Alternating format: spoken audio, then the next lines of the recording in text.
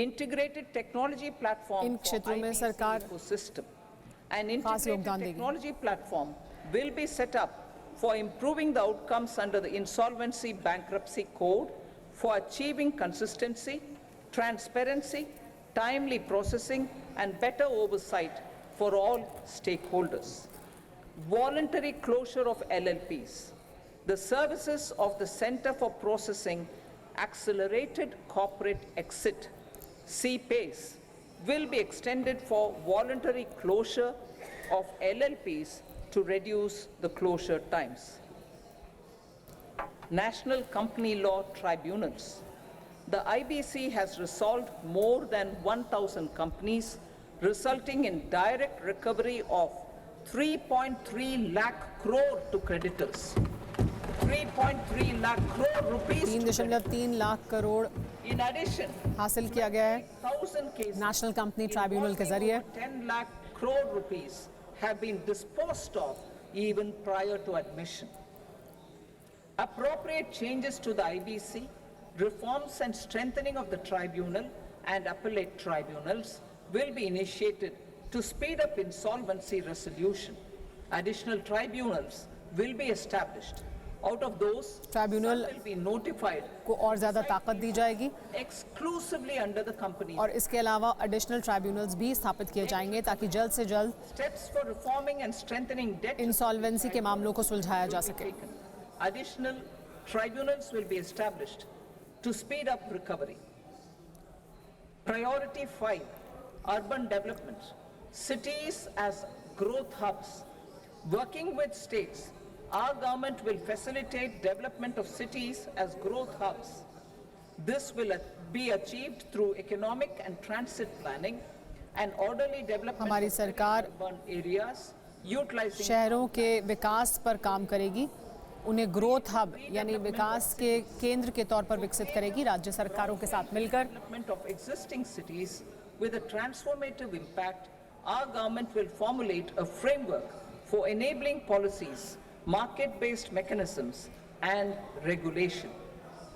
Transit-oriented development. Transit-oriented development plans for 14 large cities with a 14 population above 30 बड़े शहरों के लिए जिनमें 30 लाख से ज़्यादा की आबादी है, financing strategy. उनके लिए अलग से सरकार स्कीम्स बनाएगी, योजनाएं बनाएगी ताकि उन्हें विकास के केंद्र के तौर पर विकसित किया जा सके। Needs of 1 crore urban poor and middle class 1 families crore will be addressed with an शहरी गरीब और 10 lakh मिडिल क्लास लोगों के लिए हाउसिंग सुविधा This will को include बढ़ाने के लिए सरकार assistance of 2.2 lakh crore rupees 2.2 lakh crore की मदद पहुंचाएगी। interest subsidy to facilitate loans at affordable rates is also envisaged. In addition, enabling policies and regulations for efficient and transparent rental housing markets with enhanced availability will also be put in place. Water supply and sanitation.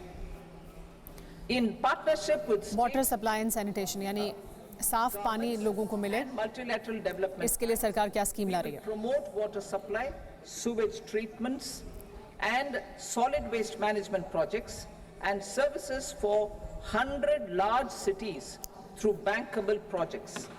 These 100 बड़े शहरों के लिए स्वच्छ पानी, sanitation treated water for irrigation and filling up of tanks in nearby को सरकार areas. प्राथमिकता पर आगे बढ़ाएगी, इसके लिए अलग से प्रावधान करेगी। Building on the success of PM Swanidhi scheme in transforming the lives of street vendors, our government PM envisions Svanidhi scheme ने to support each year street over the vendors next यानी 5 years the development of 100 लोगों को जिस तरह का फायदा पहुंचाया, इसे और बढ़ाया जाएगा। food hubs in select cities. Stamp duty. We will encourage states which continue to charge high stamp duty to moderate the rates for all and also consider further lowering duties for properties purchased by women. This reform महिलाओं द्वारा खरीदी जाने वाली संपत्ति पर stamp duty को और कम करने के लिए सरकार प्रयासरत रहेगी। Priority 6, energy security, energy transition. In the interim budget, I had announced our strategy to sustain high and more resource-efficient economic growth, along with the energy security in terms of availability, accessibility, and affordability. We will bring out a policy document on appropriate energy transition pathways that balances the imperatives of employment, growth, and environmental sustainability. PM Surya Ghar Muft Bijli Yojana. PM Surya Ghar Muft Bijli Yojana. In line with the announcement in the interim budget,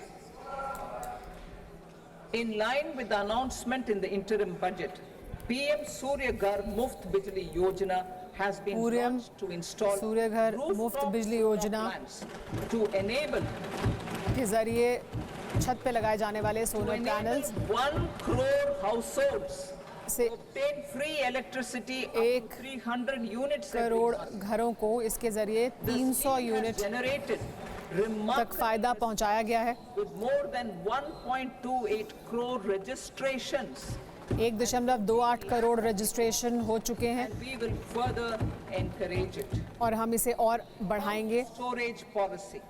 A ताकि policy for ऊर्जा सुरक्षा को सुनिश्चित किया जा सके। projects will be brought out for electricity storage and facilitating smooth integration of the growing share of renewable energy with its variable and intermittent nature in the overall energy mix.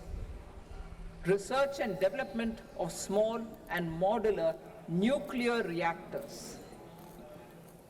Nuclear energy is expected to form a very significant part of the energy mix for Viksit Bharat. Towards that pursuit, our government will partner with the private sector for 1.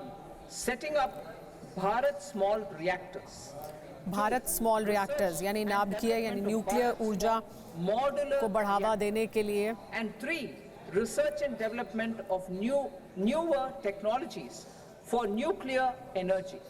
The nuclear energy के लिए announced in the interim budget will be made available for this sector also. R&D funding यानी research और development इस क्षेत्र में किया जाए, उसके लिए सरकार अलग से बजट में प्रावधान करेगी ताकि नाभिकीय ऊर्जा के क्षेत्र में नए आयाम को तलाशा जा सके और इसको बढ़ावा दिया जा For सके। advanced ultra supercritical thermal power plants with much higher efficiency has been completed. A joint venture between NTPC and BHEL will set up a full-scale 800 megawatt commercial plant using AUSC technology. NTPC और BHEL मिलकर 800 megawatt का The एक required fiscal project support. शुरू करेगी जिसमें Moving AUSC forward, के तहत इस development प्रोजेक्ट को of बढ़ावा मिलेगा। Indigenous capacity for the production of high-grade steel and other advanced metallurgy materials for these plants will result in strong spin-off benefits for the economy. Roadmap for hard-to-abate industries. A roadmap for moving the hard-to-abate industries from energy efficiency targets to emission targets will be formulated. Appropriate regulations for transition of these industries from the current perform, achieve, and trade mode to Indian carbon market mode will be put in place. Support to traditional micro and small industries. An investment-grade energy audit of traditional micro and small industries in 60 clusters, including brass and परंपरागत ceramic, will be facilitated. उद्योगों को भी Financial बढ़ावा देने support के will लिए be provided for shifting them to cleaner forms of energy and implementation of energy खासतौर पर efficiency ब्रास उद्योग को measures. बढ़ावा The देने के scheme लिए will be कोशिश की जाएगी replicated कि in वो another 100 clusters in the clean next energy की तरफ बढ़ें और इसके लिए Priority उनको 7, अलग से मदद पहुंचाई जाएगी। investment by central government.